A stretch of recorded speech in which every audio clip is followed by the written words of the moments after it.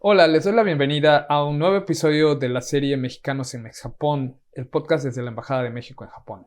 Yo soy Emanuel Trinidad, consejero para cooperación académica, científica y tecnológica, y les agradezco estar con nosotros en esta ocasión, donde nos acompaña la maestra Silvia Martínez Espinosa, ganadora del reconocimiento OTLI en 2019 por su labor de impulso a la comunidad mexicana en este país a través de su participación y liderazgo en iniciativas como el Grupo de Mujeres Mexicanas Residentes en Japón, el Capítulo Japón de la Red Global MX y desde el año pasado el Círculo de Profesores Mexicanos en Japón, así como por la promoción de la cultura mexicana en Japón, de la cual ella luego nos comentará más.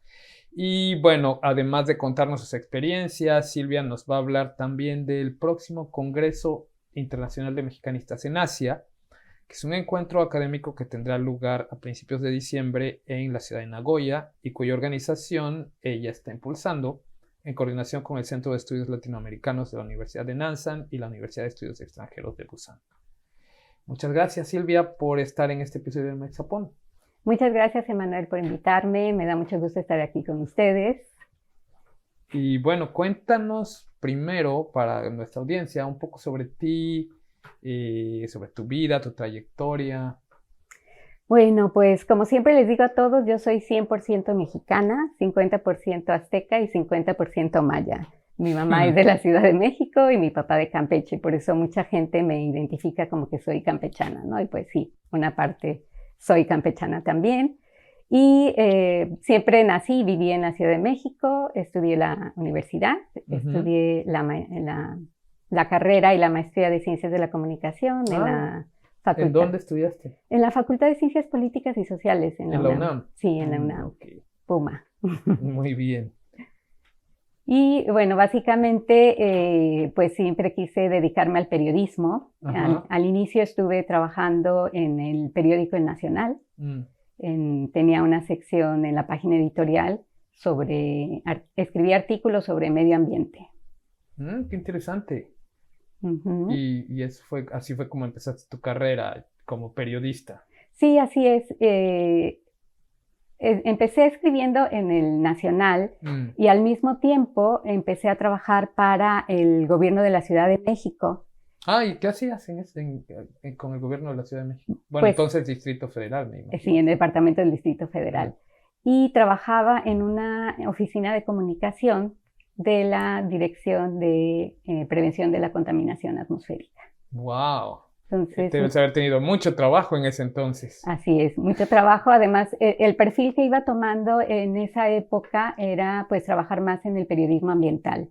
Entonces era un poco mi interés trabajar en el periodismo ambiental y empecé a colaborar en el Nacional con temas ambientales y precisamente mi trabajo en el departamento era sobre pues la contaminación de la gran Ciudad de México, ¿no? Y ahí fue donde conocí también a la Asociación Mundial de Mujeres Periodistas y Escritoras, que tuve el honor, la suerte de conocer a Conchita Solana Morales y a Gloria Salas de Calderón, que fueron las que fundaron esta Asociación Mundial de Mujeres Periodistas. Y con uno de mis trabajos, precisamente publicados en el periódico El Nacional, gané el tercer lugar del Premio Nacional de Periodismo, ¿no? ¡Qué bien! ¡Felicidades! Gracias. ¿Y de qué crees que era el reportaje? ¿De qué? Pues era sobre la Ley General del Equilibrio Ecológico, una nueva ley para un viejo problema. Y pues fue un tema muy interesante, muy idóneo en esa época que México estaba sufriendo muchos problemas de contaminación atmosférica y fue lo que me dio el premio, ¿no? Bueno, y todo esto, ¿cómo cambia? ¿Cómo es que te encuentras con Japón? Precisamente en esa época el gobierno de Japón y el gobierno de México firman un convenio de colaboración para un estudio de medidas para el control de la contaminación atmosférica en la zona metropolitana de la Ciudad de México. Y yo estaba en esa oficina que firmó ese convenio y yo fui la encargada de la parte socioeconómica de ese estudio que se hizo con JICA. Y así fue como empezaste a relacionarte con Japón. Sí, así es. Con ellos llegaron pues un equipo de 15 expertos para hacer todas las medidas de control de la contaminación atmosférica. Yo estuve a cargo de la parte de economía, cultura, sociedad, toda esta parte socioeconómica del estudio, y trabajamos 3 años en ese proyecto, y como consecuencia de ese programa, de ese convenio, yo vine a estudiar a Okinawa, un curso de producción educativa en medios audiovisuales.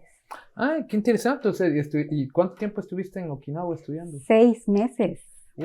¿Y sabías algo de japonés? Nada. Bueno, un poco con los expertos, ¿no? Los saludos y eso, pero pues nada para sobrevivir aquí, ¿no? ¿Y entonces qué pasó?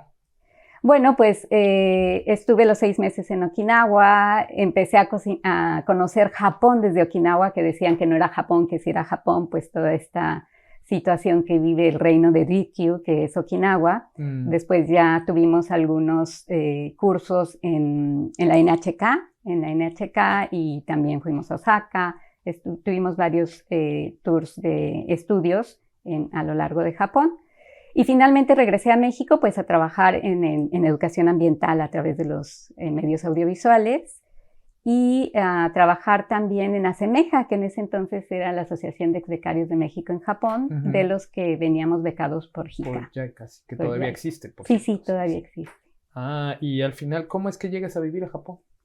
Bueno, pues una de las... dentro de ASEMEJA también teníamos que recibir algunos becarios que iban de Japón a México. Entonces llegó una periodista japonesa que hicimos muy buenas migas, hicimos cosas juntas de periodismo, y ella me presentó al que es ahora mi esposo. Ah, mira. A través de ella la conocí, y fue así como conocí a Hiro, mi esposo. Nos casamos y me vine a vivir a Japón. Ah, ok. Bueno, y aquí ya como que has tenido un giro en tu forma de trabajo, en tu profesión, porque aquí te has dedicado más a la enseñanza del español, o sea, como que giraste de la comunicación a la educación, ¿no? Así es. Así es. Bueno, en principio no es muy fácil llegar a ejercer el periodismo en un país que no conoces el idioma como para escribir y entender toda la información, ¿no? Sí, obvio. Entonces, primero dejar todo lo que hacías en tu país, pues es una decisión un poco difícil, y ya que la tomas, pues ya no hay marcha atrás, ¿no? Así que tienes que reinventarte. Estuve un año en Japón, trabajando, bueno, más bien estudiando, porque pensaba hacer el doctorado aquí en la universidad japonesa. Y estuve estudiando japonés, estuve viendo de qué manera me conectaba, y ahí fue que Kena Moreno, que era también miembro de esta asociación de AMPE, junto con Conchita Solana y Gloria Sáenz de Calderón y Helen Krause, pues eran así como mis mentoras, ¿no? Porque en ese entonces pues yo era muy joven, ellas ya eran unas señoronas y Kena Moreno, la que tenía la revista Kena. Exacto. Kena Moreno. Entonces yo estaba así como que perdida, y no sé qué voy a hacer en Japón, y un poco pues buscando qué hacer. Y ella me sugirió que escribiera me dio una sección en su revista Kena, en donde era estilo Asia. Entonces los primeros meses de mi vida aquí en Japón pues me dediqué a escribir para la revista Kena en México, ¿no? Y escribí artículos sobre la cultura, sobre restaurantes, sobre todo lo que había en Japón. O sea, lo que ahora hacen los youtubers, tú lo hacías, pero en revistas. En revistas. Y lo tenían que enviar por email a que llegara a la revista, las fotografías. O sea, era todo un proceso muy, muy antiguo, ¿no? Comparándolo con lo que ahora se hace en YouTube. Claro. Y bueno, pero lo que te decía es que y después empezaste ya como a introducirte en todo esto de la enseñanza en Japón. Así es, porque por el trabajo de mi esposo nos tuvimos que ir a Filipinas, y vivimos ahí 5 años y medio. Y ahí fue donde conocí el Instituto Cervantes. Yo seguía escribiendo, entonces casi todos los días iba a la biblioteca del Cervantes, que era así que el punto que no podías dejar de estar, porque era todo en español, aún en Filipinas. Y ahí conocí al director académico del Cervantes, y me dijo, ¿y por qué no das clases de español? Y yo dije, yo dar clases de español, yo soy periodista, ¿no? ¿Cómo voy a dar clases de español? Dice, sí, aquí pues el Instituto Cervantes de Manila era el Instituto Cervantes en Asia, no había otro, era el más grande, el único que había en esa época. Y tenían un programa de capacitación muy extenso porque ellos necesitaban profesores, ¿no? Te estoy hablando de una época en donde todavía no había la especialización en profesor de español como lengua extranjera, ¿no? Se iniciaban, eran los inicios básicamente. Y tuve pues la oportunidad de ir a España a hacer un curso para estudiar cómo enseñar español. Así que a partir de ahí pues ya empecé a colaborar con el Instituto Cervantes. Los 5 años y medio que estuve en Filipinas trabajé para el Instituto Cervantes. Y ya cuando regresé a Japón me dijeron, ay, no te preocupes, muy pronto van a abrir el Cervantes en Japón. Tardó un poco porque se abrió hasta el 2007, pero bueno, también tuve la oportunidad y tengo la oportunidad de seguir colaborando con el Instituto Cervantes aquí en Tokio. Y ahí das varias clases, pero entre ellas también como una clase específicamente para niños. Sí, fíjate que cuando se abrió el Cervantes, yo hice la propuesta de que, ¿y por qué no abrimos clases para niños? Y así como que me vieron con ojos de que, a ver, espérate, estamos abriendo para que venga gente japonesa a estudiar y tú, niños, espérate, casi, ¿no? Y bueno, finalmente llegó un bibliotecario con el que había trabajado en Manila y que se habían iniciado los cursos para niños en Manila. Y bueno, dije, oye Manolo, que vamos a hacer los cuentacuentos, vamos a hacer algo para niños y todo. Y así fue como empezamos con cuentacuentos y talleres didácticos para niños y así ya tuvimos clases para niños, ¿no? Y ya me dediqué precisamente en el Instituto Cervantes a dar clases a niños. Y bueno, y además de todo esto de que ahora también eres profesora universitaria, pero encima, pues en los últimos años has estado promoviendo varias iniciativas de integración de la comunidad mexicana en Japón, como el Grupo de Mujeres Mexicanas Residentes en Japón, como el capítulo Japón de la Red Global MX, como ahora el Círculo de Profesores Mexicanos en Japón. Háblanos un poco de esta otra faceta de tu desarrollo como promotora de la sociedad civil, de la organización de la sociedad civil, en este caso de la comunidad mexicana en Japón. Mira, pues claro que me interesaba mucho dar las clases de español y me dirigía a dar clases a niños porque tengo una hija que tenía que estar trabajando en su integración cultural aquí en Japón, ¿no? Pues ella mexicana y japonesa y cómo se integraba, cómo llevaba la lengua, cómo podía interaccionar y hacerlo bien, ¿no? Sintiéndose bien ella. Entonces eso me llevó a reflexionar mucho de cómo apoyar a nosotros mismos, ¿no? Que estamos fuera de nuestro país, que nuestros hijos pues se van enfrentando a ciertas situaciones que a veces las pueden enfrentar mejor o peor dependiendo de nosotros mismos como padres, ¿no? Si nosotros llevamos bien la situación como migrantes en otro país, nuestros hijos también pueden llevarla bien, ¿no? Entonces fue donde dije, bueno, tenemos que trabajar con la comunidad migrante mexicana, con la diáspora mexicana y en todos los niveles, ¿no? Porque pues tanto los que llegamos aquí, como en mi situación, que llegué porque llegué casada y después me seguí desarrollando, como los que vienen a estudiar y se quedan ya en algunos laboratorios o en algunos centros de investigación, pues todos nos enfrentamos a los mismos problemas, ¿no? Porque somos migrantes que llegamos a una cultura que a veces tenemos un choque muy fuerte por las diferencias que puede haber, pero que tenemos que buscar qué similitudes podríamos tener, ¿no? Entonces fue así como empecé a trabajar con la comunidad, por el interés de ver cómo se podía desarrollar mejor mi hija y pues todos los niños de nuestra comunidad mexicana aquí en Japón. Y me di cuenta que muchos de los problemas que enfrentaban los niños eran porque los estábamos enfrentando nosotros, ¿no? Entonces ahí dije, bueno, es necesario trabajar con las mujeres para que nosotras no nos sintamos mal estando fuera de nuestro país y qué posibilidades tenemos de hacer cosas nosotros como mujeres aquí en este contexto que estábamos, ¿no? Y fue por eso que, y también cuando se empezó a trabajar la red global, el capítulo Japón, hicimos una reunión y llegó una chica, estudiante pues de posgrado en Japón, o sea que para llegar a Japón, estudiar a una universidad en Japón, pues tendría preparación, tendría toda una serie de cualidades importantes. Hicimos la reunión y no entraba, ¿no? Estaba afuera, precisamente aquí en el espacio mexicano, y estaba afuera, ¿no? Y le dije, ¿y no vas a pasar? Ay, sí puedo pasar.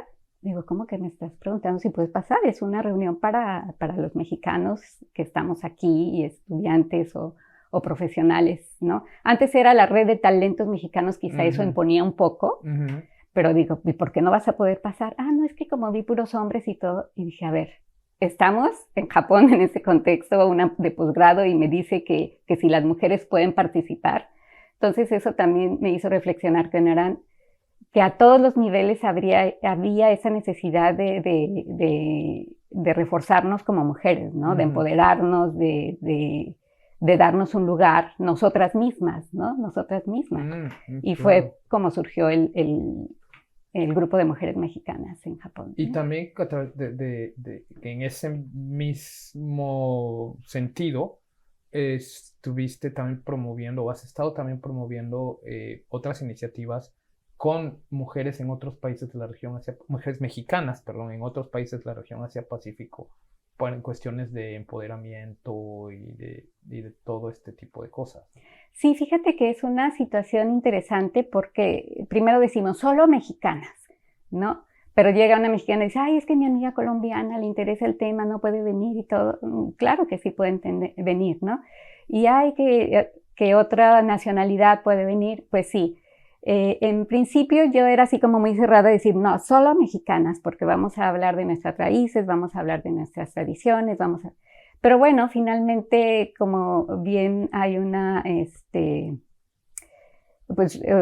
hubo un escritor, ay, ahora no recuerdo el nombre, mexicano, que no es Octavio Paz, era otro, bueno, a ver si viene el nombre, pero él hablaba sobre la latinidad, ¿no? Entonces, creo que yo me he sentido latina fuera de mi país, ¿no? Porque antes era así que mexicano, pero después compartimos tantas cosas que dices, ok, vamos a integrarnos y a trabajar juntos, ¿no? Y bueno, pasó que el grupo de mujeres solo en Japón, colaboramos con el capítulo Corea para que se formara el grupo de mujeres también en Corea, el grupo de mujeres mexicanas en Corea. Y bueno, la misma situación de la región de Asia no nos permite tener tanta comunicación o intercambio presencial como sería en Europa, que todos los capítulos pueden interaccionar o hacer cosas conjuntas. Y pues a nosotros la distancia en los países de la región Asia es más difícil, ¿no? Pero aún así identificamos grupos de mujeres mexicanas que estaban en otros países de la región Asia, y empezamos a trabajar en conjunto, ¿no? Y hacer algún tipo de conferencias y ver cuál era la situación, cuáles eran las necesidades, y en función de eso hacer algunas conferencias, ¿no? Y también surgió eso, es que también hay otras latinas, no son nada más las mexicanas. Y bueno, pues en la región Asia lo que tenemos es la red de mujeres, la región es la red de mujeres hispanas en Asia. Ahí sí lo dejamos más abierto, ¿no? Ya. Pero por lo que veo, entonces, todas estas cosas están entrelazadas unas con las otras, porque son iniciativas que surgen un poco a raíz del capítulo Japón de la Red Global MX, antes llamada Red de Talentos Mexicanos en el Exterior, si no me equivoco, o algo así. Y también desde el capítulo de Japón de la Red Global MX, pero también un poco con todo el trabajo que se ha hecho, que han hecho ustedes con la embajada y que hemos hecho entre todos, surgió el año pasado esta iniciativa del Círculo de Profesores Mexicanos en Japón. Cuéntanos de cómo surge esta iniciativa, cómo van, y ya luego hablamos del Congreso de Mexicanistas en Asia. Muy bien, bueno, pues es interesante ver cómo se dan estas situaciones de interrelación. El capítulo Corea estuvo trabajando con el grupo de mujeres y también trabajó con profesores, y ellos hicieron la Asociación de Profesores Mexicanos en Corea.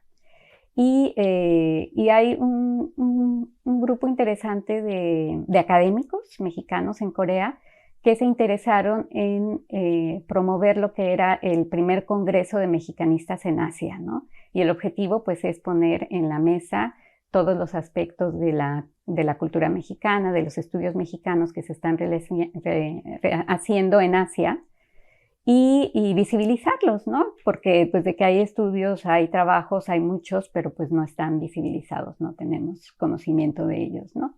Entonces ellos tuvieron la iniciativa de empezar con este congreso, hicieron el primer congreso en Corea, precisamente. La idea era hacerlo cada 2 años en diferentes países de la región Asia-Pacífico.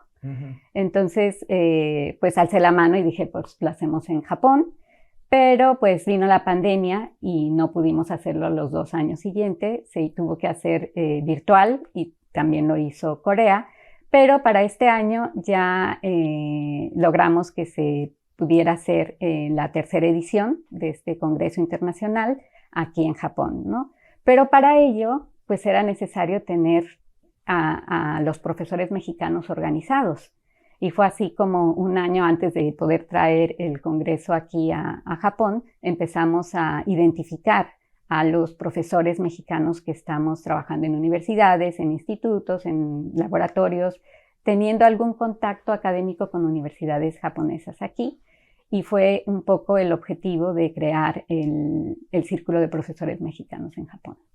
Que también un poco está orientado a integrar a los profesores y que tengan un poco como una red de apoyo y de colaboración entre ellos, ¿no? Que puedan compartir materiales, que puedan compartir conocimientos, experiencias, que de alguna forma se puedan apoyar unos con los otros. Entonces es una iniciativa doble, también de apoyo comunitario.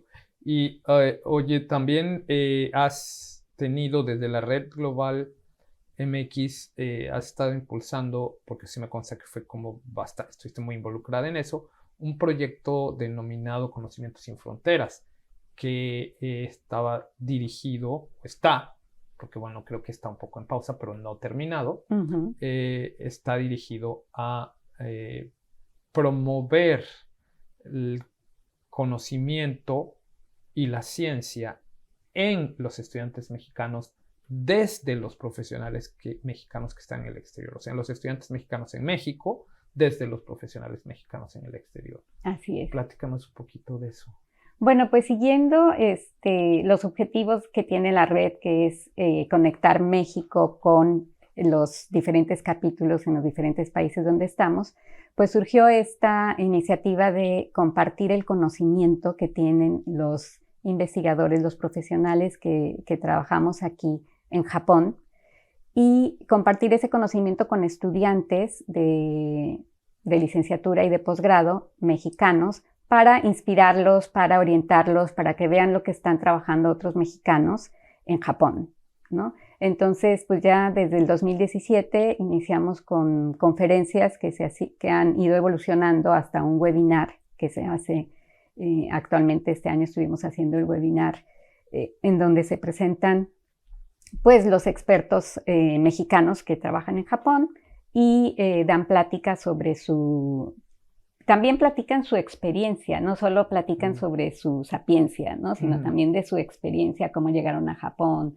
todo lo que tuvieron que hacer un poco para que vean que lo pueden hacer ellos también. Y que además, ¿no? es algo que les interesa mucho también a las personas que nos escuchan desde México, también conocer un poco la experiencia, o sea, además de su conocimiento científico y técnico, también su experiencia de vida. Sí, es también muy interesante. Y bueno, pues todos estos años lo hemos llevado a cabo. Hemos invitado a algunos especialistas mexicanos que están en otros países también, colaborando con otros capítulos. Y ahorita lo tenemos un poco en pausa porque lo estamos reorganizando, en donde queremos hacer continuar con este mismo programa, pero incluyendo a otros países de la región Asia. Entonces, ahorita estamos tratando de pues armarlo, ¿no? Los planes futuros para este proyecto. Así es, seguirlo, seguir compartiendo este conocimiento, pero desde la región Asia, ¿no? Pues es algo muy interesante y además es algo que, bueno, además de todo esto que es súper interesante en la educación, en la ciencia, también ha estado muy involucrada en iniciativas de promoción de la cultura mexicana en Japón. Me consta porque, bueno, ahora yo me encargo de cooperación, pero antes me encargué de asuntos culturales, que hemos trabajado mucho en las posadas, en Día de Muertos, en todo ese tipo de cosas. Y bueno, cuéntanos un poco de toda esta parte, otro aspecto de tu involucramiento con la comunidad. Pues todo va de la mano, todo va de la mano, porque cuando surge el grupo de mujeres mexicanas residentes en Japón, pues uno de los objetivos también es transmitir nuestra cultura a nuestros hijos, ¿no? Cómo lograr transmitir eso a las nuevas generaciones. Y en ese entonces empezamos con un curso de cultura mexicana para niños, en donde hablábamos de pues toda la riqueza de nuestra cultura, ¿no? De nuestra historia, de nuestra gastronomía, de nuestras grandes culturas. Entonces armamos un curso que nos llevó, bueno, que lo logramos llevar a cabo durante 4 años. Y dentro de ese curso pues también vienen todas nuestras tradiciones, ¿no? Que son las posadas, el Día de Muertos y todo lo que nuestros hijos deben de saber acerca de la cultura mexicana, ¿no? Y fue así como pues nos involucramos haciendo piñatas para la posada, enseñando a los niños también a hacer piñatas, a enseñarlos a lo que es el significado del Día de Muertos. Y bueno, como que todo va de la mano, ¿no? Todo va de la mano en diferentes niveles, porque pues también nos damos cuenta que la comunidad, nuestra diáspora y nuestra comunidad mexicana, pues también hemos llegado en diferentes momentos, ¿no? Y todo eso pues también va contando desde los que llegaron las primeras generaciones que ni siquiera había teléfono móvil, ni internet, ni nada, hasta ahora que ya llegan con una serie de nuevas tecnologías que facilitan mucho la vida y que ayudan mucho a la comunicación y a la interrelación, ¿no? Porque igual antes no había tanta interrelación entre la comunidad mexicana, ahora sí, ¿no? Entonces, pues uno de mis hobbies también es hacer piñatas y me encanta hacer piñatas. Más adelante también quiero seguir haciendo piñatas y venderlas y todo, pero creo que todo va de la mano en mostrarnos como mexicanos, mostrar nuestra imagen, que es integral, ¿no? Tanto nuestra cultura, nuestras tradiciones, nuestros conocimientos. Los mexicanos no nada más tomamos tequila y tenemos sombreros, sino también enseñamos en una universidad, enseñamos a niños, trabajamos en laboratorios, o sea, los mexicanos podemos hacer muchas cosas y las estamos haciendo en Japón, y eso hay que mostrarlo, ¿no? ¿Qué tan populares son las piñatas en Japón? Pues mira, te pondré un ejemplo. Cuando empezamos a colaborar con la fiesta mexicana de Odaiba, que nos pedían, pues llevaba 20 piñatas y apenas se acababan. Para 20 como proyectos, ¿no? Como para que ahí los niños las decoren. Armaran, para que las decoren, ¿no? Llevamos la base y ellos las decoran y todo. Entonces llevábamos 20 piñatas y apenas se acababan.